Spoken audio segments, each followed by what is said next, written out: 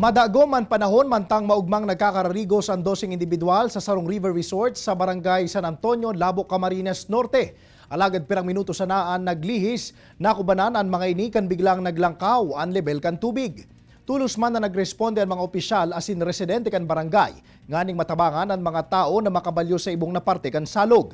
Mahilig man sa video na haros naabot na ning tubig ang sadit na tulay, mantang nagbugtak manin na PC ang mga nagrescue nganing may makaputan ang mga ini en kasong magbagsak ang tulay. Posible subot na naguuran sa itaas na parte kan lugar huli sa epekto kan habagat asin low pressure area na naging rason kan flash flood. Naibalyuman ang gabos na na-stranded na individual asin may umani na kulugan sa pangyayari. Nagpagirumduman ang opisyales kan barangay sa mga nagkakararigo sa lugar na magdobling ingat nganing malikayan ang mga daibiglaomang aksidente.